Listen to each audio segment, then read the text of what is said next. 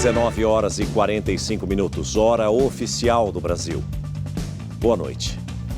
Mais 2 casos de violência contra a mulher chocaram a Grande São Paulo nesta segunda-feira. Em um deles, um agente de trânsito morreu quando tentava ajudar a vítima. O assassino foi preso. Em outro, um homem matou a ex-companheira a facadas e está foragido. Simone Pereira de Oliveira, de 44 anos, foi atacada a facadas em plena via pública, em Osasco, na Grande São Paulo. Câmeras de segurança registraram parte do ataque. As imagens são fortes e o jornalismo do SBT decidiu não mostrar na íntegra. Quem ataca é o ex-companheiro, Wagner Santos Lima. Segundo a polícia, os dois tiveram um relacionamento de 11 anos. Testemunhas disseram que momentos antes do crime, eles discutiram por ciúmes. Tá sendo mais um feminicídio. E, gente, a gente tem que começar a lutar contra isso. Porque a gente viu o caso da menina sendo arrastada, perdeu as 2 pernas.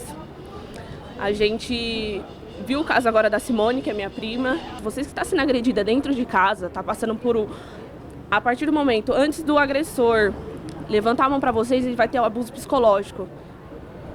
Então, recorra à polícia, faça boletim de ocorrência, permaneça com o boletim de ocorrência, porque chega. Simone foi socorrida, mas não resistiu. O criminoso fugiu logo após o ataque. Nós já tivemos alguns relatos na família que ele sempre era muito agressivo com ela, mas ela gostava muito dele, né, queria ficar com ele, achava que ele ia ficar uma pessoa melhor. Junto com a família, ele sempre ficava na dele, não tinha um relacionamento muito legal com a gente, né, com os meus cunhados, com as minhas cunhadas. Ele sempre foi um cara estranho. Depois do crime, o vídeo mostra o suspeito bebendo cerveja em um bar, como se nada tivesse acontecido. As imagens geraram revolta entre amigos e familiares da vítima. Além disso, tivemos acesso a áudios com ameaças enviadas por Wagner, registros que agora fazem parte da investigação. A Polícia Civil trata o caso como feminicídio. Se eu fosse você, eu nunca pisava de pé aqui em casa, né? Vou te bater tanto, mano, que vou ter até dó. Eu quero te encontrar essa semana aqui em casa pra te arrebentar todinha. Ainda na segunda-feira, um homem tentou matar a companheira em Mauá, também na Grande São Paulo. Segundo a prefeitura, a vítima estava no carro com o companheiro e conseguiu sair do veículo para pedir ajuda a um agente de trânsito. Nesse momento, o motorista avançou com o carro e atropelou os dois. Com o impacto, o agente de trânsito, Nelson Nonato da Silva, foi arremessado de um viaduto e morreu. A mulher, que não teve o nome divulgado, foi socorrida em estado grave. O veículo usado no crime foi abandonado. O caso foi registrado como tentativa de feminicídio e homicídio. Grace é o nome da prima de uma das vítimas que você acompanhou nessa reportagem, pediu para que nós continuemos lutando, que nós precisamos lutar. Nós temos feito a nossa parte, Grace. Nós mostramos, inclusive, na semana passada aqui no SBT Brasil, uma série sobre feminicídio, dizendo que omissão mata. Então, se você acompanhar, mesmo que você não conheça a vítima, algo, denuncie. Você fica no anonimato, basta discar 180, para que você faça essa denúncia ou mesmo chamar a polícia no 190. Faça isso, nós temos feito a nossa parte. Me parece que os nossos nobres deputados e senadores é que não estão fazendo a parte deles, porque eles precisam penas severas e rígidas para todo tipo de crime, incluindo feminicídio, acidentes de trânsito e muitos outros que nós temos relatado aqui. Mas muitas vezes nós ficamos cansados de apenas lutar e as nossas autoridades não fazerem absolutamente nada para tentar mudar esse cenário. Nós precisamos de prisões exemplares, de penas exemplares, para que outras pessoas tenham medo de tentar cometer o crime da mesma forma. Nós temos uma impunidade muito grande no nosso país, essa é que é a verdade.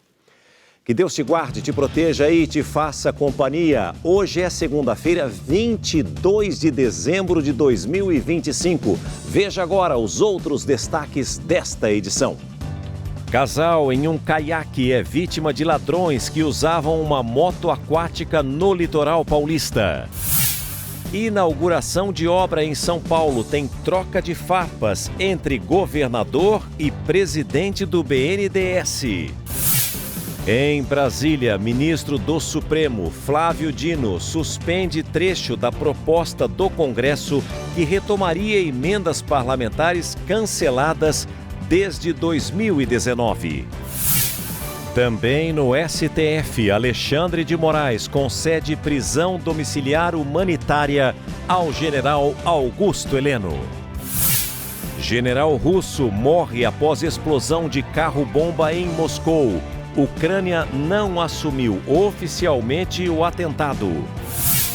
Na série especial, vamos mostrar os destinos turísticos para você aproveitar as férias de verão. Na primeira parada, nossa equipe vai rio abaixo, numa experiência radical em Socorro, no interior de São Paulo.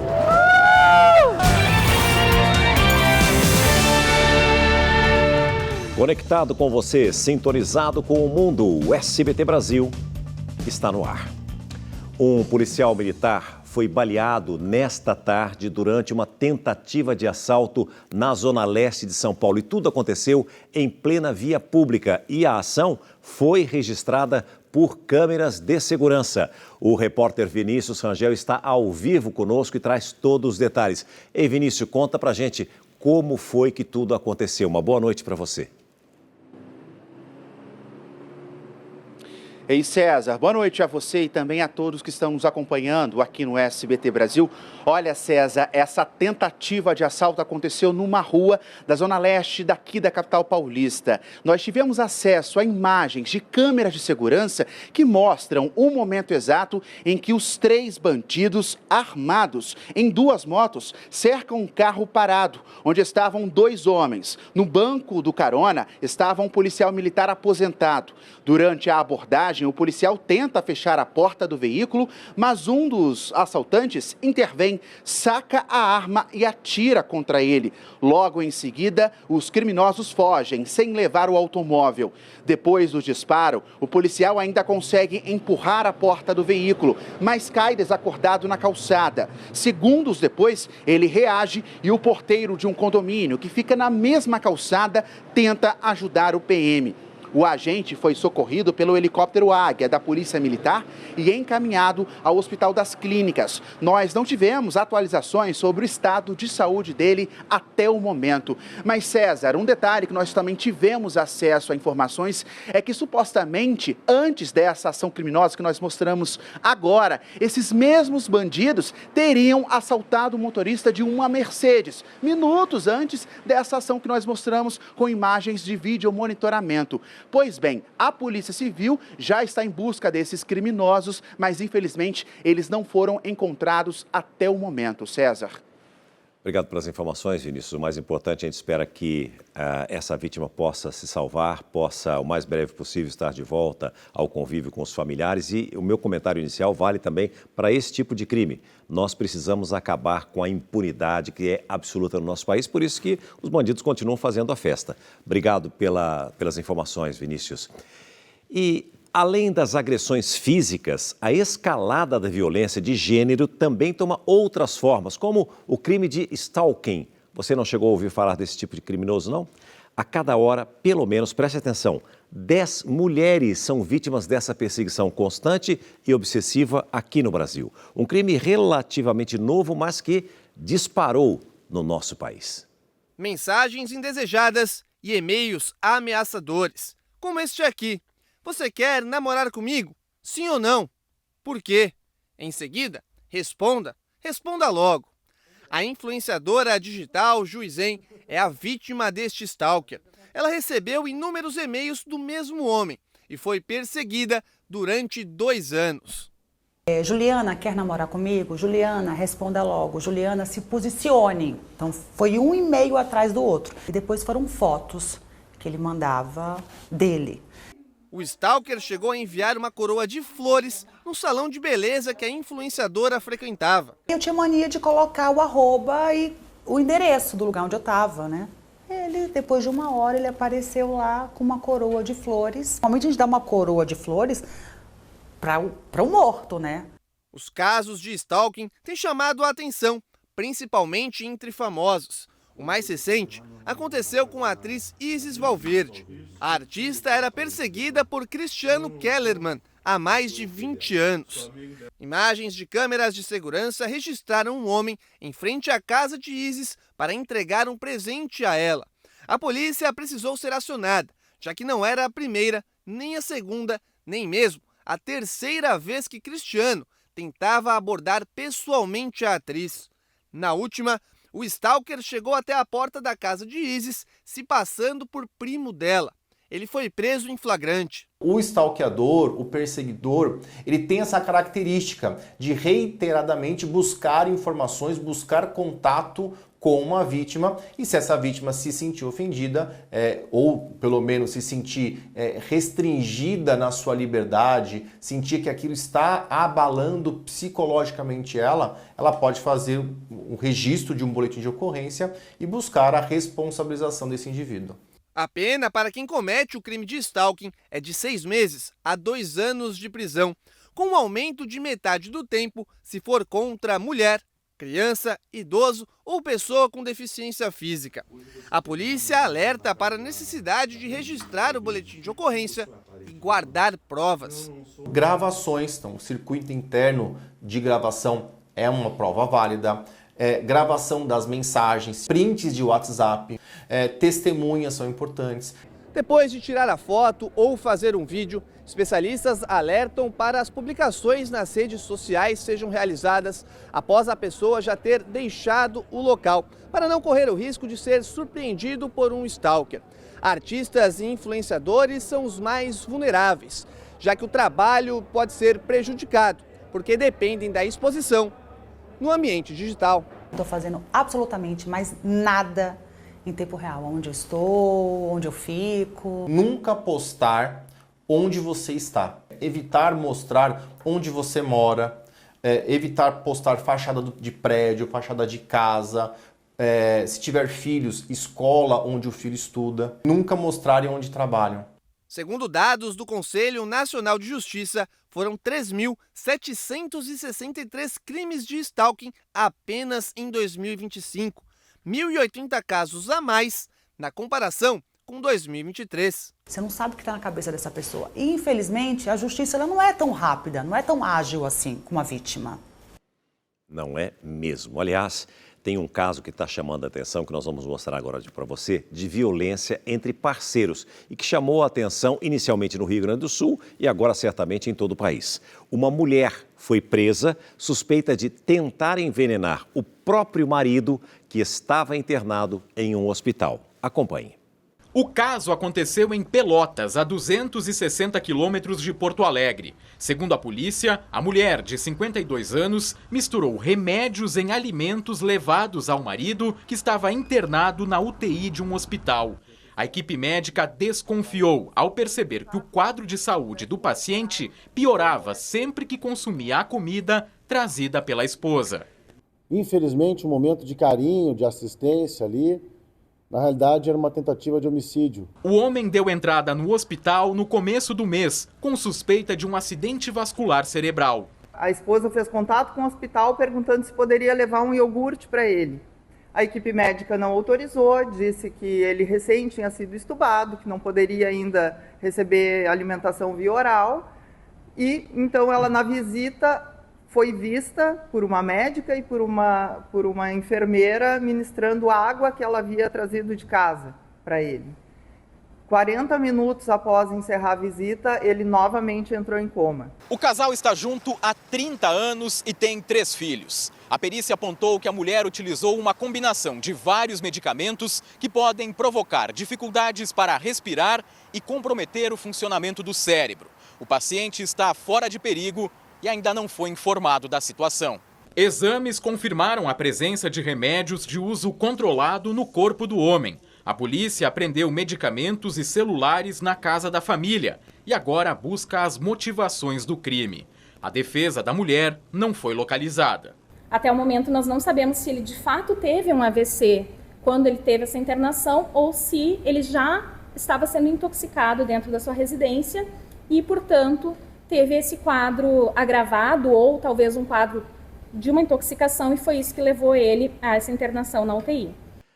As autoridades de segurança pública do Rio de Janeiro enviaram ao Supremo Tribunal Federal um plano para a reocupação de comunidades que estão em poder do crime organizado.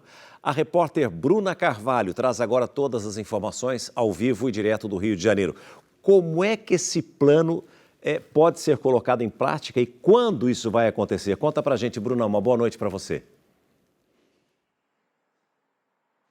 Oi, César, boa noite para você, boa noite a todos. O plano deverá começar a ser implementado no primeiro trimestre de 2026, dependendo de aprovação do STF. A ideia é que comece em 3 comunidades esse projeto, 3 comunidades aqui do Rio de Janeiro, então, Muzema, Rio das Pedras e Gardenia Azul, todas aqui na zona sudoeste do Rio. O plano atende a uma exigência do STF como parte da chamada ADPF das favelas, um procedimento que tem o objetivo de viabilizar a presença permanente do poder público nas comunidades, com políticas públicas voltadas para a população. O governo do Rio pretende tirar das mãos do crime organizado a exploração de serviços básicos também, como gás e internet, e ainda conter a expansão da facção criminosa Comando Vermelho. O projeto, segundo a Secretaria de Segurança Pública, vai ser diferente de outras alternativas, outras iniciativas que tivemos aqui, como, por exemplo, as unidades de polícia pacificadora. Entre as novidades estão a adoção de um patrulhamento 24 horas, a integração entre os governos federal, estadual e municipal e também pesquisas com moradores para saber o que eles estão achando, se estão satisfeitos com essas medidas. Eu volto com você. Olha, Bruna, na minha opinião, nós precisamos acabar com essa divisão. O Brasil não pode ser para lá e para cá. Nós temos que nos unir, todos os governos, para lutar contra a criminalidade. Tomara que essa iniciativa dê certo. Obrigado pelas informações, pelas explicações. Uma ótima noite a você e a todos do Rio de Janeiro. E agora eu quero chamar a sua atenção para essa história. Veja, ladrões usaram uma moto aquática para roubar banhistas em São Vicente, no litoral sul de São Paulo. Um casal estava passeando em um caiaque a poucos metros da faixa de areia quando foi abordado pelos criminosos na tarde de ontem. Os 2 homens na moto aquática teriam roubado as alianças do homem e da mulher e fugido em direção a outra praia. O casal registrou o boletim de ocorrência por roubo e agressão. Até o momento, ninguém foi preso. A Prefeitura de São Vicente informou que guardas civis reforçaram o policiamento da orla. A Polícia Militar também ampliou o efetivo na região. A grande verdade é que a criminalidade está cada vez mais ousada e presente em todos os lugares do nosso país. E agora um alerta importante para os gaúchos. O Rio Grande do Sul pode receber até 200 milímetros de chuva nesta semana, o que aumenta o risco de alagamentos. Nós vamos ao vivo até Porto Alegre conversar com o Eduardo Pinzon, que vai contar para a gente como é que vocês estão se preparando para a chegada dessa água aí, uma vez que o Rio Grande do Sul já tem um trauma muito grande em virtude das enchentes que nós vivemos recentemente. Não é isso, Pinzon? Uma boa noite para você. Com bastante atenção, né, César? Boa noite a você e a todos que nos assistem. Esse fenômeno que está previsto para essa semana aqui no Rio Grande do Sul é chamado de rio atmosférico. É uma extensa nuvem, uma extensa massa de ar muito quente e úmida que vai atuar aqui no Rio Grande do Sul. Ela traz junto consigo a possibilidade aí de temporais no Rio Grande do Sul. Ela vem da região amazônica, se forma por lá e por conta do tempo seco na região central do país, acaba vindo em direção ao sul. Por isso, o céu gaúcho está extremamente úmido e com um clima muito abafado. Neste momento, para vocês terem uma ideia, faz 28 graus aqui em Porto Alegre. Essa condição provoca chuva por aqui, inclusive no interior do estado, no município de Santo Cristo, foi registrado 115 milímetros de chuva apenas de ontem para hoje. Foi tanta água que uma correnteza se formou em uma rua da cidade. Aqui em Porto Alegre, o dia foi de chuva que chegou durante a tarde. Até o fim da semana, essa instabilidade vai seguir sobre o Rio Grande do Sul. A boa notícia é que ela não vai ser contínua, vai ser intercalada com períodos de tempo seco. Agora, em algumas regiões, há possibilidade, como você muito bem comentou, César, de pancadas muito fortes que podem provocar inundações em municípios aqui do Rio Grande do Sul. César. Obrigado pelas informações, Pinzon. A gente espera realmente que esse alerta possa ajudar realmente, mas que principalmente essas enchentes não tragam os transtornos que nós conhecemos, não apenas em Porto Alegre, não apenas no Rio Grande do Sul, mas em diversas regiões do nosso país. Obrigado mesmo. Foi inaugurado hoje um trecho do Rodoanel que promete melhorar a mobilidade na região metropolitana de São Paulo e aliviar o trânsito na capital paulista. O evento teve momentos de troca de farpas entre o governo estadual, responsável pela obra, e governo federal, que financiou parte do investimento. A cerimônia de inauguração contou com a presença do governador Tarcísio de Freitas, do prefeito de São Paulo, Ricardo Nunes, e do presidente do Banco Nacional do Desenvolvimento, Aloísio Mercadante. O trecho do Rodoanel Norte liga as rodovias federais Presidente Dutra e Fernão Dias, com expectativa de desafogar o trânsito na capital e reduzir o tempo de deslocamento na região metropolitana. Toda vez que você melhora a mobilidade, que você melhora a circulação, você traz investimento. O primeiro trecho do Rodoanel Norte tem 24 quilômetros de extensão entre os municípios de Guarulhos, São Paulo e aqui em Arujá. A estimativa é que cerca de 40 mil veículos, entre eles 10 mil caminhões, deixem de circular pelas marginais dos rios Tietê e Pinheiros. Quando tudo estiver pronto, o Rodoanel Norte terá 44 quilômetros, completando um dos projetos viários mais importantes do país. Ano que vem, a gente entrega o segundo segmento. Os 20 quilômetros que faltam, a gente está entregando 24 hoje. Então a gente entrega os 20 quilômetros da Fernão até Raimundo Pereira de Magalhães. E aí a gente encerra o Rodoanel Norte. Vamos entregar o Rodoanel na plenitude das suas características. Vai ser fundamental para a população de São Paulo. As obras começaram em 2013, foram interrompidas em 2018 e retomadas em abril do ano passado. Sobre essa obra se abateu um grande problema, o problema da corrupção, uma chaga que assola o Brasil. Nós enfrentamos aqui, e nós vimos aqui, a Operação Lava Jato, daqueles governos que se acostumaram a viver na corrupção. O investimento total no trecho norte é de 3 bilhões e 400 milhões de reais. 33% do valor foi financiado pelo BNDES do governo federal. Durante o discurso, o presidente do banco enalteceu as entregas da gestão de Lula e foi vaiado por parte da plateia. Muitos de vocês estavam com a carteira de trabalho pegando poeira dentro de uma gaveta.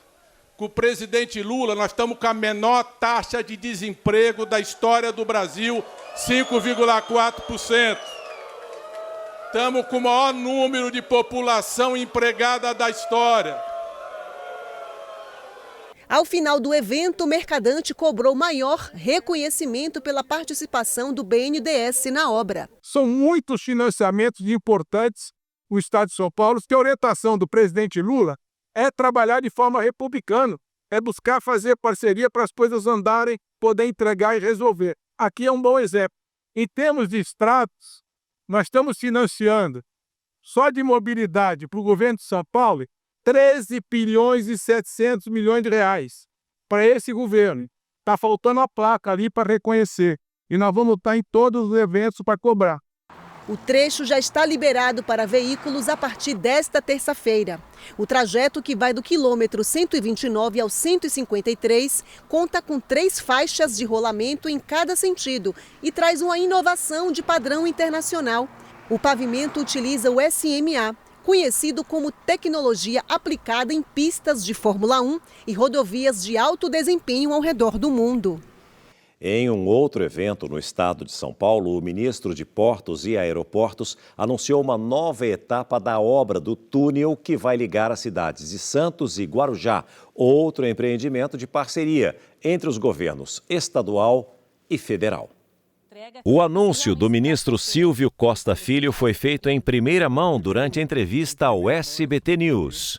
Nós estaremos na primeira semana de fevereiro anunciando a ordem de serviço do túnel Santos-Guarujá, uma obra de 6 bilhões de reais, que é muito importante para a Baixada Santista, e essa obra é uma obra que será dividida entre o governo federal, o governo do estado, e será uma obra muito estratégica para São Paulo. A ordem de serviço é um documento formal que detalha, autoriza e registra um trabalho a ser executado e funciona como um guia completo que alinha prazo, custos, materiais e responsáveis por cada etapa da obra. Esse será o primeiro túnel submerso do Brasil e vai ligar Santos e Guarujá por baixo d'água em menos de 5 minutos, trajeto que atualmente dura cerca de 1h30. O ministro Alexandre de Moraes concedeu prisão domiciliar humanitária ao general Augusto Heleno, condenado por tentativa de golpe de Estado e outros 4 crimes. Ao vivo, direto de Brasília, o repórter Murilo Fagundes traz os detalhes dessa decisão. Conte-me tudo, não me esconda nada, Murilo. Boa noite. Boa noite, César. Boa noite a todos. Pois é, o ministro Alexandre de Moraes autorizou essa prisão domiciliar em caráter humanitário por causa da grave situação de saúde, da falta de indício de tentativa de fuga e por causa da idade avançada de Augusto Heleno. Ele tem 78 anos. O ministro do STF afirmou, inclusive, que a conduta do general da reserva foi pautada pela colaboração com a Justiça. Heleno terá de usar tornozeleira eletrônica e entregar todos os passaportes à Justiça. Também está proibido de receber visitas, salvo dos advogados e de pessoas autorizadas pelo STF. Também está proibido de usar celular, telefone, redes sociais. E teve o porte de armas suspenso. Essa domiciliar atende a um pedido da defesa de Heleno, que alegou quadros psiquiátricos, Alzheimer, entre outros problemas de saúde. Em nota, o advogado de Heleno comemorou a decisão de Moraes e disse que o cliente vai cumprir as medidas cautelares ao lado da família. A gente lembra que Heleno foi condenado a 21 anos de prisão na ação penal da trama golpista e está preso desde o dia 25 de novembro aqui em Brasília, em uma sala do Comando Militar do Planalto. César. Obrigado pelas informações, Murilo. Uma ótima noite a você, a todos de Brasília e também da região central do nosso país. Em mais um capítulo da crise entre o governo nacional e o Supremo Tribunal Federal, o ministro Flávio Dino suspendeu uma manobra dos parlamentares que permitia a reativação de emendas já vencidas. A decisão de Flávio Dino suspendeu um trecho do projeto que prevê o corte de benefícios tributários e a taxação de bets, aprovado pelo Congresso para salvar as contas do governo.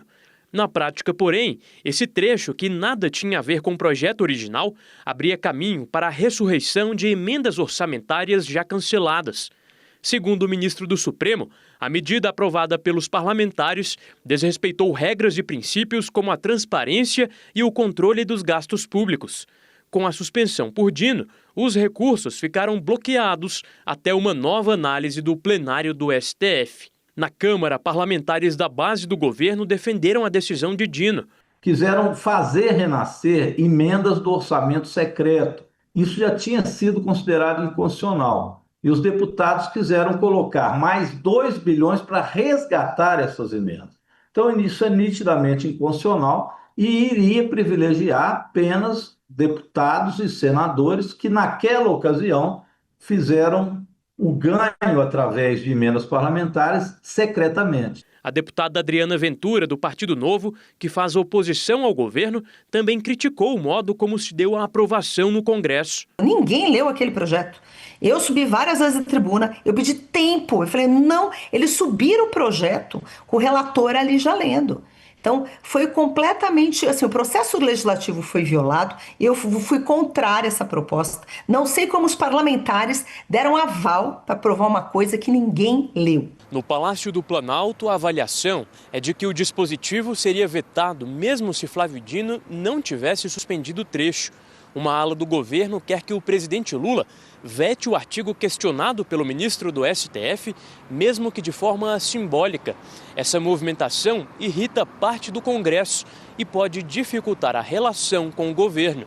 Este economista especialista em finanças públicas considera que a decisão de Flávio Dino é coerente com outras posições já adotadas pelo Supremo Tribunal Federal. O Congresso Nacional, de olho nas eleições do ano que vem, quis aumentar ainda mais o já substancial volume de recursos que tem à disposição de emendas e tentaram resgatar emendas parlamentares que foram espaços orçamentários para emendas parlamentares que foram ali canceladas, particularmente em 2019 e em 2020.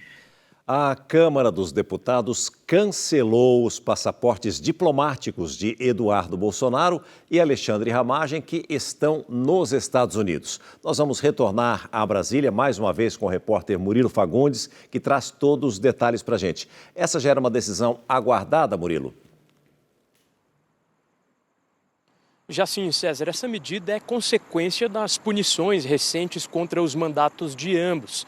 Mas a Câmara reforça que essa é uma medida administrativa, automática e sem análise de mérito político. No caso da cassação de Eduardo Bolsonaro, a decisão segue o regimento interno da Casa, que determina que a perda do mandato invalide automaticamente o passaporte.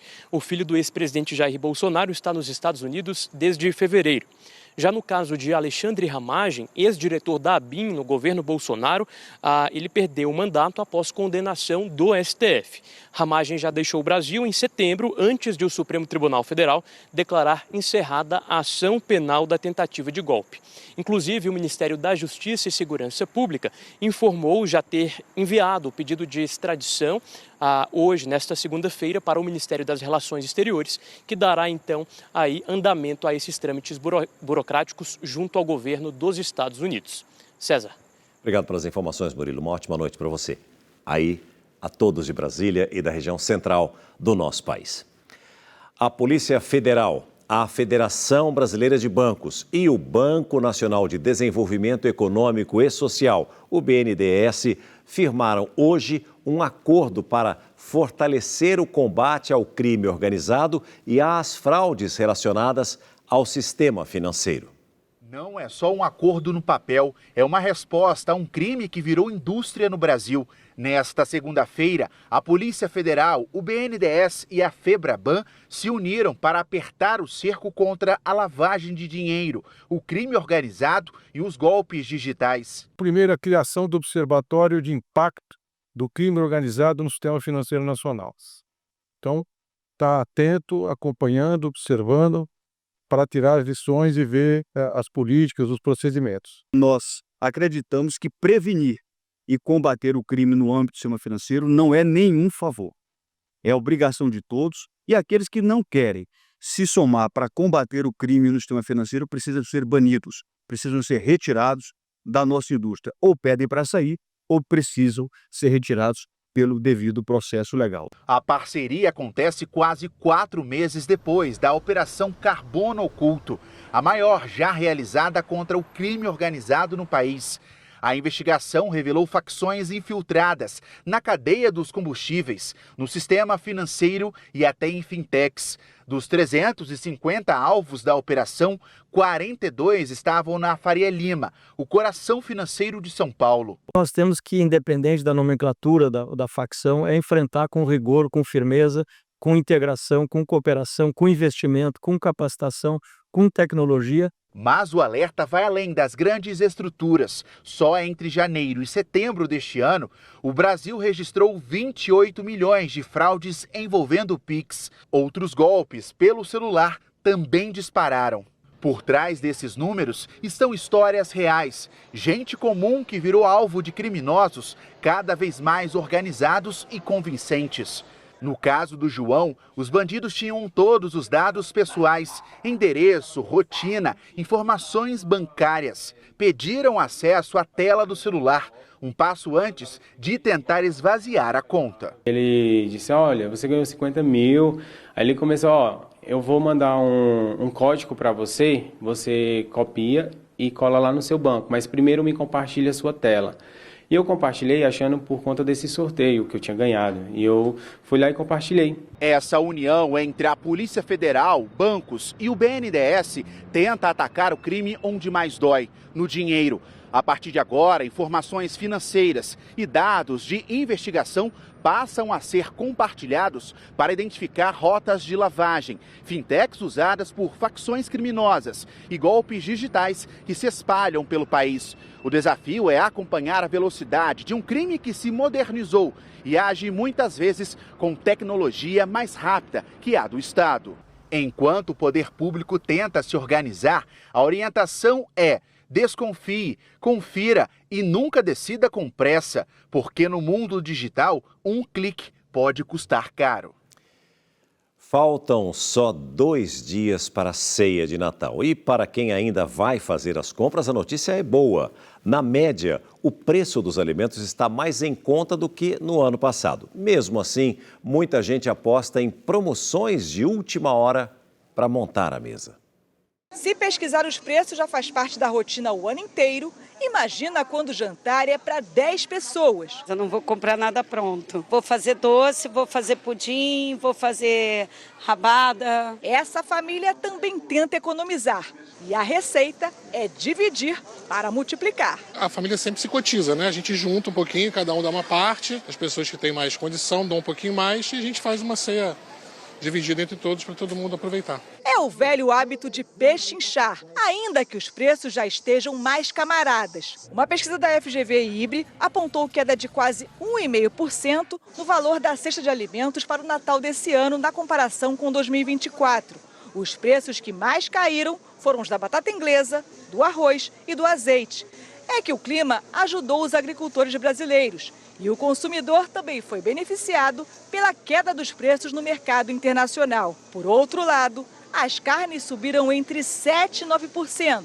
Bovinas, pernil, lombo suíno e o frango inteiro. E o xodó do Natal salgou de vez. O bacalhau ficou 20% mais caro. Mas cada um dá um jeitinho para deixar a data mais saborosa. A 2 dias da ceia de Natal, a correria é grande. Tem mercado ficando aberto 24 horas. A gente percebe também que o crescimento está em torno de 5% a 6% maior que no ano passado. Mesmo com um orçamento mais enxuto, dá para caprichar na ceia de Natal. O frango é o prato principal nesse cardápio completo, em que não faltam as tradicionais rabanadas. Tudo mais econômico, mas com um resultado nutritivo e bem colorido. Para quem não tem dom para cozinha ou busca praticidade, o mercado municipal no Rio vende até ceia pronta. Uma salada, né, de verão, uma salada bem colorida, o arroz à la grega, uma maionese, tudo simples, acaba saindo bonito. A Sandra saiu daqui com as sacolas cheias de salgadinhos. Bolinho de bacalhau, camarão empanado, salgadinho, coxinha, bolinho de queijo. Salgadinho em geral, né? A comemoração vai ser com 20 parentes. E para não ficar pesado para ninguém, se junta e se reúne e compra. Cada um compra um pouquinho, aí a mesa fica cheia. Já a Margarida pesquisou muito porque não abre mão de preparar o prato preferido da família, a torta de bacalhau. O importa é isso. É uma vez por ano, né? E a gente tem que estar junto, né? A correria do dia a dia não dá para a gente estar junto. Então, nessa época, tem que se juntar o amor, né? O SBT Brasil começa a exibir, a partir de hoje, destinos surpreendentes para quem está pensando em viajar no verão. Nossa primeira parada é na Serra da Mantiqueira, no interior de São Paulo, onde as atrações esperam os mais corajosos.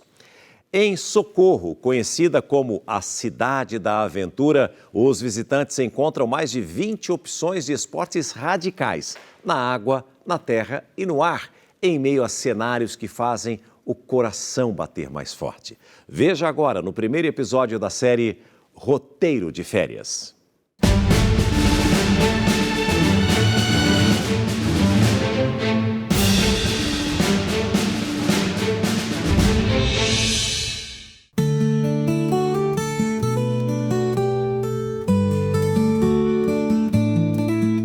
Uma paisagem onde o verde dá o tom e a natureza inspira. Quando a gente para e olha essa vista linda, a gente vê o quanto que é precioso um lugar desse. Passa uma vibe de paz, de liberdade, né? Quer dizer, não é bem assim. Nosso destino é Socorro, no interior de São Paulo. O distrito faz parte do Circuito das Águas e é conhecido como a Cidade Aventura. A 130 quilômetros na capital, na divisa com Minas Gerais, Socorro surge em meio à Serra da Mantiqueira. Um cenário onde corredeiras cortam o caminho, grutas se escondem entre as montanhas e os rios convidam os visitantes a mergulhar de vez no turismo de aventura.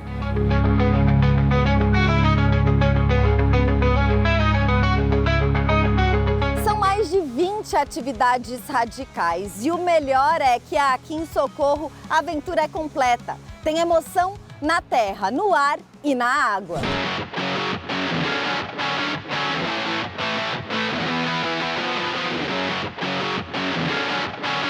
A gente agora vai conhecer uma das experiências mais famosas e mais populares, o rafting. Nossa missão vai ser encarar a correnteza do Rio do Peixe a bordo desse bote inflável. Olha, por esse ponto aqui do rio, parece que a nossa viagem vai ser bem tranquila. Será mesmo?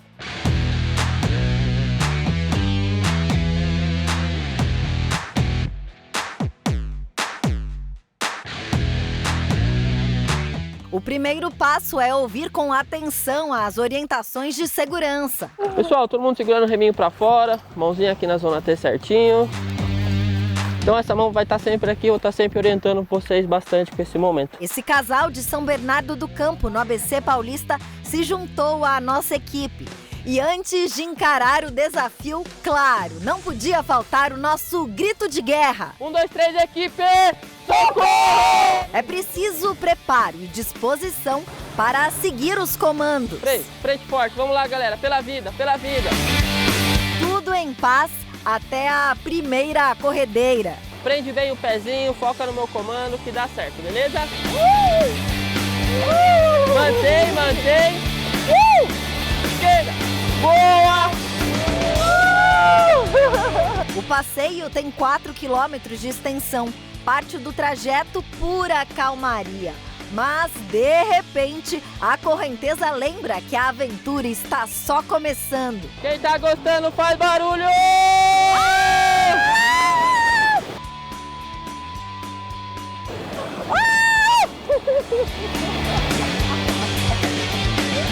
1, 2, 3, equipe! Cada corrida vai ter a sua classificação de nível, que vai de 1 mais, 2 mais, até 5 mais, né? E o Rio do Peixe aqui, hoje a gente pega uma parte até 3, né? Mas dependendo do nível do rio, chega até 5. Hoje a gente está num nível intermediário. Intermediário, nível 3 ali, no máximo. Com as chuvas de verão, o período de férias é o mais indicado para quem busca adrenalina. A partir do mês de dezembro até fevereiro, ali, finalzinho de carnaval, vem que o rafting é aventura total. No fim, me rendi a um mergulho. Um bom banho de rio com a temperatura perfeita. Nossas fotos ficaram ótimas. E a Elisângela e o Marcelo, assim como eu, também se divertiram muito. Os profissionais, né, dão bastante dicas, falam, ensinam. Pra gente que não entende, né, tem que ter. Ele acabou me levando, né, vamos. Mas eu gostei bastante, adorei. Nossa, foi legal. Oportunidade única, né? Vamos voltar mais vezes, né? Na Cidade Aventura tem programação para toda a família. E há cerca de 10 opções de atividades acessíveis também. Os pacotes custam a partir de R$ 80 e podem incluir o tour de quadriciclo, trilhas, caminhadas, arvorismo, tirolesa e muito mais. A gente tem uma crescente de 10 a 15 anos para cá, a gente tem uma crescente do esporte aventura, do interesse das pessoas no esporte aventura. As pessoas vêm conhecendo a cidade, né, com esse título, mas a gente recebe muitas pessoas também que vêm com a família, que vêm para um hotel fazenda, que vêm descansar, tirar o estresse da cidade grande. Você não tem o mar, mas você tem os rios, nós temos muitas cachoeiras aqui. Você sai daquela rota de praia, então assim o trânsito com certeza é bem menor. O ideal é reservar pelo menos um fim de semana para curtir e conhecer Socorro com calma. No nosso segundo dia, a atração é daquelas para quem tem coragem. Eu confesso que eu cheguei aqui com medo, mas depois de ver essa vista, resolvi encarar. Eu nem imaginava o que me esperava. O swing rock é o maior balanço da América Latina. Fica a 150 metros de altura, em um vão livre, na Ponta da Pedra Bela Vista. São 3 pessoas por vez. Com certeza eu a mais apavorada. E de repente, sem poder voltar atrás, grito mais uma vez tinha que ser esse. E entendi o porquê esse é o esporte mais radical de socorro. Nossa, vocês falaram que era de leve! Meu Deus! Mas o balanço final fez valer a pena. Do alto, a paisagem é ainda mais impressionante. Ó, quem vê assim pensa. Sobrevivi. Eu digo que foi bom, mas não dá para explicar. É uma sensação de liberdade. Para recuperar o fôlego, ficamos para ver o pôr do sol e, quem sabe, renovar as energias para um próximo desafio.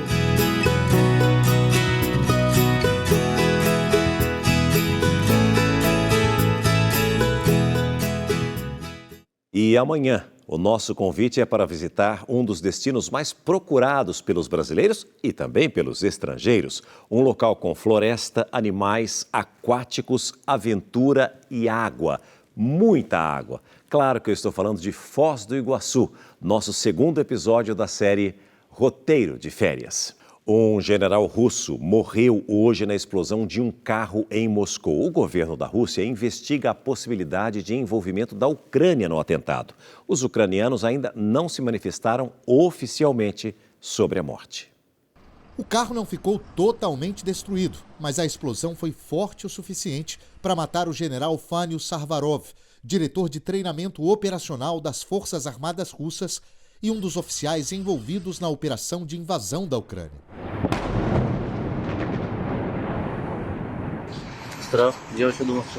Pensei que era um drone sendo interceptado, disse Andrei, morador do prédio em cujo estacionamento estava o carro do general, onde a bomba foi colocada.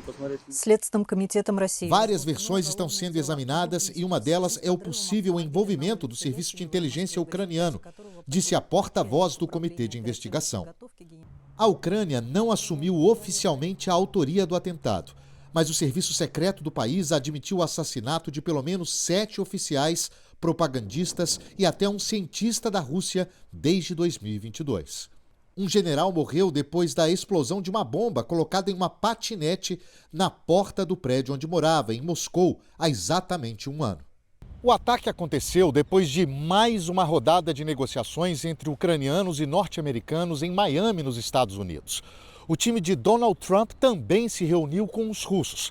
Por enquanto, não há sinais de um acordo de paz e nem mesmo de uma trégua. O que está emperrando as negociações são os pedidos de garantias de segurança da Ucrânia e, principalmente, as demandas territoriais da Rússia. Oficialmente, pelo menos, a Ucrânia não admite abrir mão de seus territórios. Do outro lado, Putin exige o que invadiu e mais uma parte que ainda não está sob controle das forças russas. Os ucranianos admitem, no entanto, desistir de fazer parte da OTAN, a aliança militar liderada pelos Estados Unidos. Nesta segunda, o vice-ministro das Relações Exteriores da Rússia afirmou que o país está pronto para assinar um documento garantindo que não vai atacar integrantes da OTAN ou da União Europeia.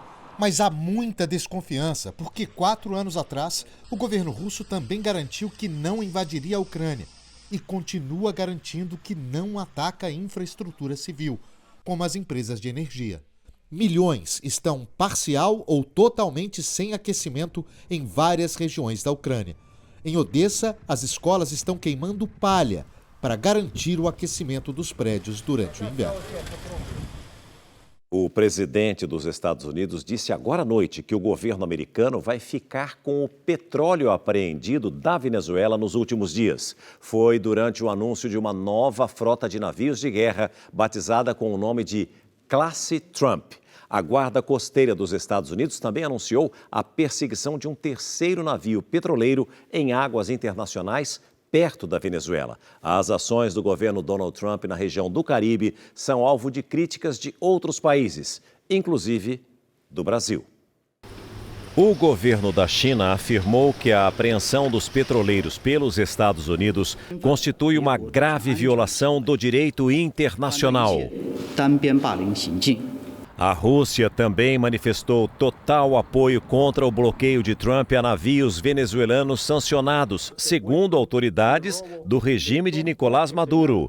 A porta-voz do Ministério das Relações Exteriores alemão pediu calma aos Estados Unidos e à Venezuela e disse que a Alemanha não tem interesse em ver a situação se agravar. Em entrevista ao Poder Expresso do SBT News, o assessor especial da Presidência da República para Assuntos Internacionais, Celso Amorim, criticou as ações do governo Trump perto da costa venezuelana. O Brasil é contra qualquer ação que viole o direito internacional, que viole o direito do mar, que viole a livre navegação. Agora, eu não creio que haja invasão. Acho muito improvável.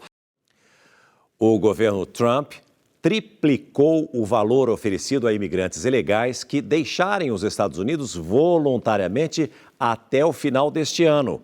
O montante passa a ser de $3 mil, o equivalente a quase R$17 mil, mas com prazo de validade, apenas para aqueles estrangeiros irregulares que deixarem o país até o fim do ano. De acordo com o Departamento de Segurança Interna americano, a ordem é uma generosidade que deve ser aproveitada. O governo pretende endurecer as políticas migratórias em 2026 e, caso imigrantes ilegais sejam encontrados, as autoridades americanas afirmam que eles serão presos. Amanhã tem a Retrospectiva 2025, aqui no SBT. Com os principais fatos e imagens que marcaram o ano e impactaram o Brasil e o mundo, da intoxicação de bebidas com metanol aos crimes que pararam o país, os destaques brasileiros no cinema e nas quadras de tênis, e o avanço da inteligência artificial no trabalho e nas relações. Tem também a volta de Donald Trump ao poder e a prisão de Jair Bolsonaro. E ainda as modas passageiras que fizeram a cabeça das pessoas, como os bebês reborn e o morango do amor. Não perca Retrospectiva 2025. Amanhã, às 23 horas, logo após o programa do Ratinho. Eu quero, nesse encerramento, fazer um agradecimento muito especial a Simone Queiroz, que esteve aqui durante alguns dias na minha ausência no SBT Brasil. Para você que nos acompanha todos os dias, eu quero pedir desculpas e explicar o porquê eu estava fora da apresentação do telejornal. Nós gravamos a retrospectiva, que você confere amanhã a partir das 11 da noite, após o Ratinho, e por isso eu precisei me ausentar, porque a gravação foi no período noturno. E, lamentavelmente, infelizmente, também por um motivo muito triste para a minha família, porque nós perdemos o meu sogro, Dr. Manuel Batista de Lima, que faleceu em Presidente Venceslau, e por isso minha esposa, os filhos e eu tivemos que nos ausentar e viver esse período de luto que ainda estamos vivenciando. Muitíssimo a você, obrigado pela compreensão, pelo carinho, e o meu querido sogro foi sempre um admirador do meu trabalho, a quem eu dedico o SBT Brasil de hoje. Você fica agora com Amar, logo depois tem o programa do Ratinho e hoje, após o Ratinho, tem a grande final ao vivo do The Voice Brasil. Muitíssimo obrigado a você que liga e se liga todo dia, o dia todo, junto com a gente aqui no SBT. Uma semana abençoada para você, até amanhã, 19h45, com mais um SBT Brasil. Até lá!